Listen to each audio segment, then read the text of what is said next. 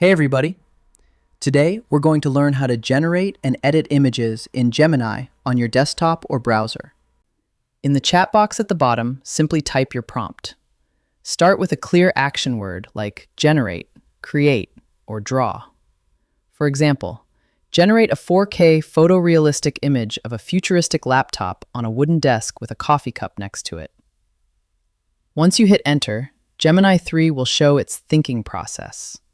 You'll see a brief status update while the model reasons through your lighting and composition. In a few seconds, your image will appear directly in the chat.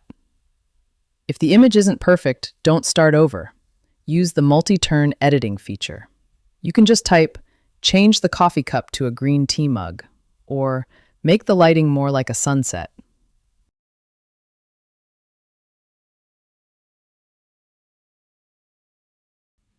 If you need a specific size for social media or a presentation, you can now specify the aspect ratio directly in your prompt.